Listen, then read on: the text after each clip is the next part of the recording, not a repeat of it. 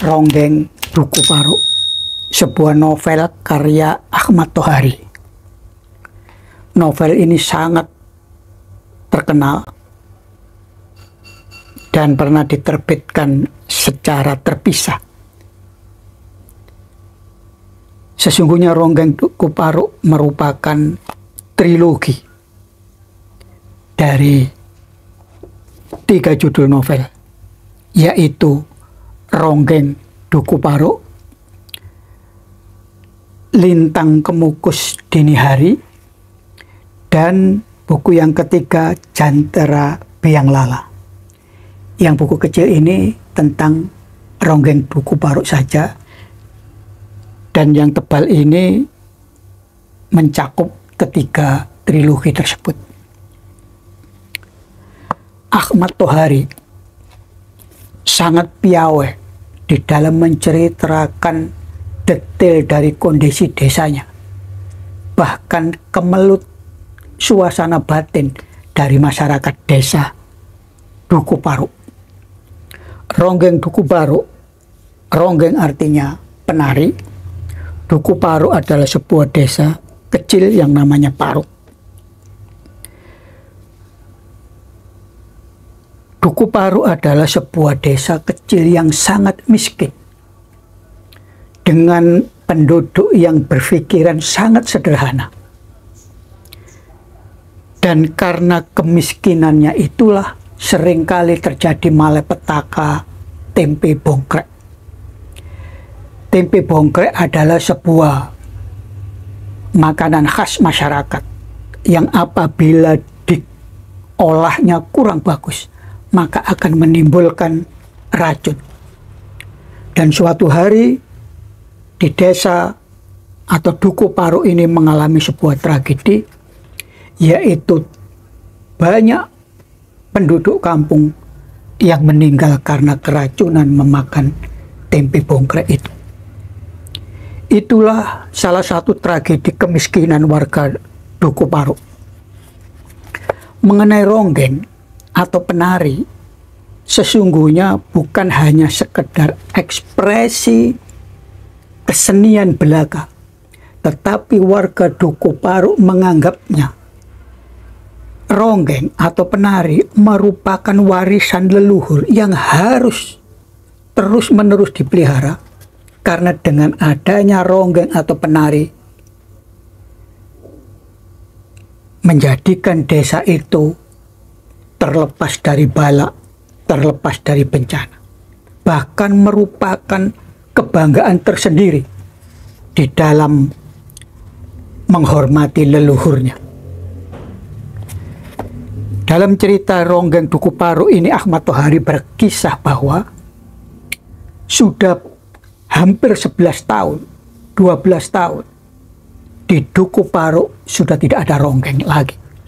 Dan itu membuat keresahan tersendiri, dan masyarakat Duku Paruk menganggap peristiwa-peristiwa malapetaka itu disebabkan karena Duku Paruk sudah kehilangan ronggeng atau penari. Kembali dalam kisah tempe bongkrek tadi. Kematian penduduk akibat keracunan makan tempe bongkrek itu menyebabkan salah seorang anak kecil di Duku Paruk yang namanya Rasus kehilangan emak dan bapaknya. Demikian pula seorang anak kecil yang sebaya dengan Rasus yang bernama Serintil menyebabkan kehilangan orang tuanya juga. Bagi Rasus, kehilangan emak dan bapaknya itu sangat menghantui dia, karena berita-berita menyebabkan dia senantiasa memikirkan emaknya. Menurut cerita neneknya, bahwa ketika terjadi keracunan, emaknya belum meninggal, tetapi kemudian dibawa ke puskesmas desa, tetapi kemudian tidak kembali lagi. Dan cerita beredar berbagai macam, bahkan ada yang membuat rumor terjadi penjualan organ dari emaknya.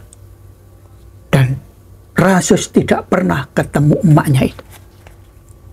Itulah yang menghantui pikiran Rasus kecil sampai dia remaja. Demikian pula Serintil. Serintil adalah anak perempuan yang terlihat sejak kecil bakatnya itu untuk menari.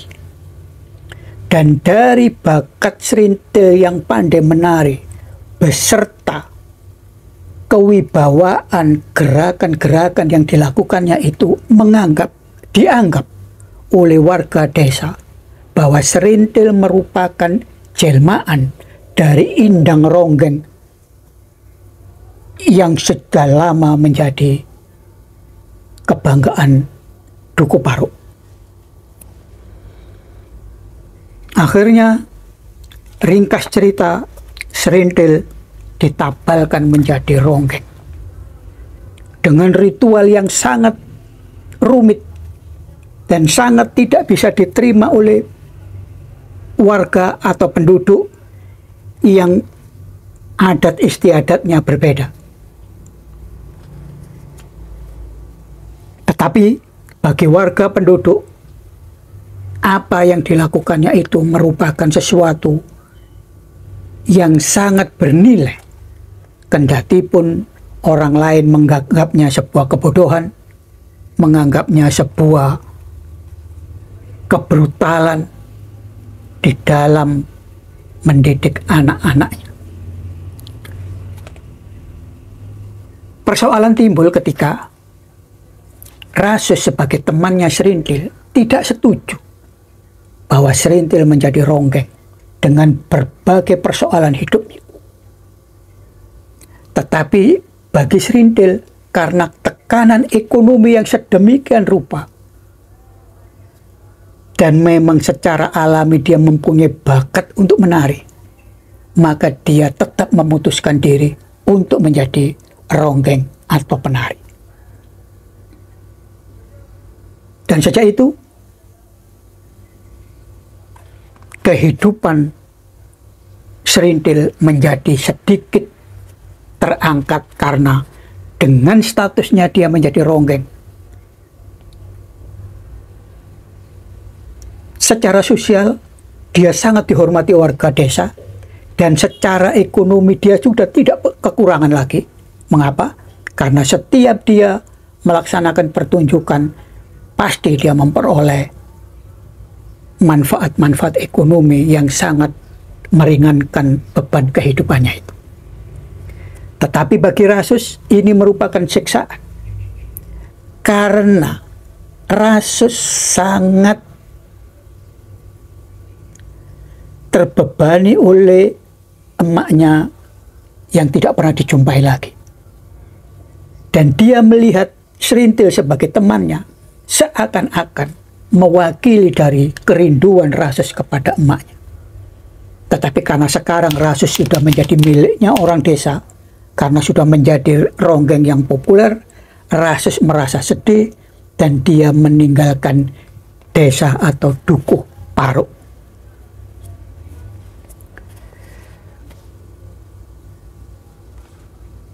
Ahmad Tohari sangat piawai menceritakan semua itu. Ditambah lagi kemelut politik yang mengacak-acak jiwa gotong royong dari masyarakat Dukuh Paruk menjadi rusak. Tahun 1955 ketika pemilihan umum diadakan, ada 4 partai besar. 1, PNI, Partai Nasional Indonesia. 2, Masyumi. 3, NU. Dan 4, PKI, Partai Komunis Indonesia. Dan PKI ini sangat rajin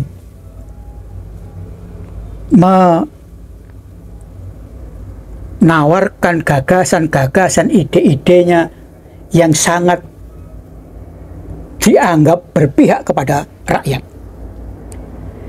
Dalam hal kesenian, PKI mempunyai sebuah lembaga kesenian yang disebut dengan Lekra, Lembaga Kesenian Rakyat. Dengan lekranya itulah dia memasuki desa-desa termasuk Dukuh Paruk yang memiliki kesenian ronggeng. Dan bagaikan gayung bersambut, tawaran daripada para aktivis Partai Komunis itu bisa diterima oleh kelompok Ronggeng Duku Paro ini karena dengan janji-janjinya bahwa lembaga kesenian rakyat, sampean adalah rakyat, maka sudah seharusnya sampean masuk ke dalam lekra karena ini adalah lembaga kesenian rakyat. Dengan pikiran yang sangat lugu bagi orang-orang desa, terutama di Duku Paro, ditambah dengan kemiskinan, maka tawaran itu sangat menggiurkan. Karena setiap Partai Komunis Indonesia mempunyai acara, pasti menampilkan kesenian Ronggeng Duku Paro. Semakin terkenal, semakin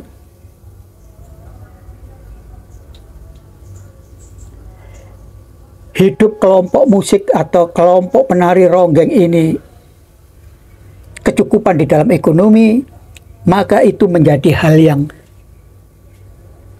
sangat menyenangkan bagi orang di desa Duku Paro. Tetapi tiba-tiba terjadi sebuah malapetaka besar. Apa itu? Tahun 1965 terjadi pemberontakan yang didalangi oleh Partai Komunis Indonesia yang terkenal dengan G30S PKI. Dengan terjadinya peristiwa G30S PKI itu, maka Angkatan Darat memasuki wilayah-wilayah yang aktivis PKI-nya begitu banyak dan masif, termasuk kepada Duku Paro, dan sudah bisa dipastikan karena kelompok ronggeng kesenian Duku Paro ini sangat aktif di dalam acara-acara Partai Komunis Indonesia, maka seluruh anggotanya termasuk ronggengnya yaitu Serintil ditangkap dan ditahan. Semua anggota kelompok kesenian itu dilepas beberapa saat, tetapi Serintil sebagai sang penari atau sang ronggeng hampir 2 tahun ditahan oleh rezim saat itu. Peristiwa yang sangat memilukan itu, pertama dia ditinggal temannya, Rasus. Karena 2 orang teman Rasus dan Serintil ini karena kehilangan keluarga, maka sesungguhnya keduanya sangat saling membutuhkan. Tetapi tiba-tiba karena dia memilih profesi sebagai ronggeng dan Rasus pergi dari desanya, itu merupakan kesedihan bagi Rasus maupun bagi Serintil. Ditambah lagi ketika peristiwa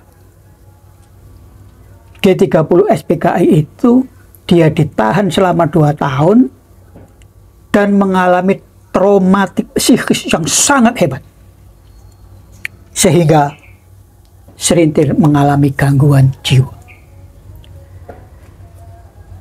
Cerita lain, Rasus yang pergi dari desa Duku Paro itu, akhirnya dia bisa menjadi tentara. Dan ketika mendengar desanya mengalami peristiwa politik itu, Rasus datang ke desa Duku Paro dan dia menyaksikan kesedihan yang luar biasa. Karena rumah-rumah banyak yang dibakar, penduduk banyak yang hilang. Sehingga Rasus merasakan itu sebagai sebuah tekanan batin yang luar biasa, tetapi dia tidak bisa berbuat apa-apa atas peristiwa politik yang tidak dipahami oleh rakyat jelata itu. Ringkasnya, Rasus menemukan Serintil di dalam kondisi sakit jiwa yang sangat parah. Dan kemudian Serintil dibawa ke rumah sakit jiwa untuk dilakukan perawatan. Dan Rasus berjanji kepada dirinya sendiri untuk merawat Serintil sampai sembuh dan akan mengembalikan suasana desanya Duku Paro menjadi sebuah desa yang normal, yang aman, tentram, dan masyarakatnya bergotong royong tanpa ada saling mencurigai di dalam urusan ideologi atau politik yang tidak dipahami oleh rakyat jelata. Kisah Ahmad Thohari ini merupakan peristiwa yang terjadi di mana-mana. Dan Ahmad Thohari sangat piawai dan berjasa untuk mengabadikan bahwa di negeri ini pernah terjadi peristiwa seperti itu. Rakyat tidak tahu apa-apa, dimanfaatkan oleh kelompok elit yang sedang mau mencari dan merebut kekuasaan. Tetapi ketika terjadi peristiwa yang tidak menyenangkan, rakyat yang tidak tahu apa-apa itu akhirnya harus menerima beban itu. Saya jadi teringat 20 tahun setelah pemberontakan G30 SPKI tahun 1965 itu, 20 tahun kemudian saya sudah bekerja di Bank Indonesia Medan. Tiba-tiba menjelang pemilihan umum, seluruh pegawai termasuk saya disodori secari formulir, tinggal mengisi nama dan tanda tangan yang isinya saya menyatakan diri masuk ke dalam golongan karya. Karena peserta pemilu pada saat itu hanya 3. Partai Persatuan Indonesia, golongan karya, dan Partai Demokrasi Indonesia. Sudah bisa diterka, Partai Persatuan Indonesia merupakan fusi atau gabungan dari partai-partai Islam. Partai Demokrasi merupakan kelanjutan dari Partai Nasional Indonesia. Dan yang ketiga ini adalah yaitu golongan karya yang tidak menyamakan dirinya sebagai partai, tetapi golongan karya. Tidak menamakan dirinya sebagai partai, tetapi ikut di dalam ajang pemilihan umum yang sesungguhnya itu adalah partai politik. Kembali kepada cerita saya disodori formulir itu. Ketika formulir saya baca, pertanyaan saya kepada pimpinan adalah, kenapa saya harus menandatangani ini? Dia menjawab, ya, karena kamu dan saya ini adalah pegawai negeri. Saat itu saya bilang, kalau mau diskusi tentang yuridik, pegawai Bank Indonesia itu bukan pegawai negeri. Karena pegawai negeri itu gajinya dari anggaran belanja negara atau anggaran belanja daerah.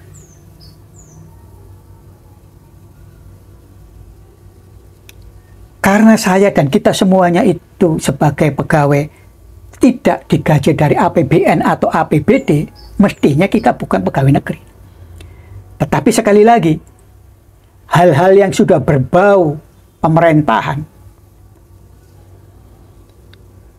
diarahkan kepada satu kelompok politik yang namanya Golkar. Pertanyaan yang kedua, karena pertanyaan yang pertama tidak terjawab, pertanyaan yang kedua, saya mempunyai pengalaman di kampung. Jadi di kampung itu ada tetangga yang rumahnya dekat dengan jalan. Sesungguhnya dia itu tidak simpatisan, apalagi menjadi anggota Partai Komunis. Yang menjadi simpatisan dan anggota Partai Komunis itu ada di dalam kampung rumahnya yang lebih jauh. Hanya saja karena rumah tetangga ini di dekat jalan besar, maka papan nama Partai Komunis Indonesia itu ditempelkan di rumah orang itu. Padahal dia tidak anggota PKI. Karena bagi sebuah warga kampung, walaupun dia bukan anggota PKI atau partai yang lain, untuk menjaga kerukunan itu ya boleh-boleh saja papan partai itu diletakkan di rumahnya. Tetapi apa yang terjadi? ketika terjadi peristiwa G13 PKI dan warga kampung didatangi oleh angkatan bersenjata, tetangga saya yang bukan anggota PKI tetapi rumahnya dipasang papan Partai Komunis itu ditangkap dan tidak pernah kembali. Pertanyaan saya kepada pimpinan saya, kalau ini saya tanda tangani, formulir ini saya masuk kepada Golkar, dan kemudian terjadi hal seperti tahun 65, apa perlindungan institusi ini kepada saya? Jawaban pimpinan saya adalah, jangankan kamu, saya pun tidak bisa menjawab pertanyaan itu. Dan saya pun tidak tahu nasib saya apa yang akan terjadi kalau itu terjadi lagi. Karena itu jawabannya, saya tidak pernah menandatangani formulir itu, dan setiap diminta saya senantiasa mengatakan, saya menunggu fatwa ibu saya. Ronggeng Duku Paro adalah karya sastra, tetapi berdasar kepada cerita nyata. Apa yang saya alami itu adalah cerita nyata yang mengulangi peristiwa yang digambarkan oleh Ahmad Tohari di desa Duku Paro. Kata kuncinya apa? Marilah kita menjadi warga bangsa yang cerdas, tidak hanya karena lalu mengatakan sesuatu tanpa ada kesadaran. Sebab bila terjadi hal yang tidak enak, ketidaktahuan kita itu justru mencelakakan diri sendiri. Semoga mencerdaskan.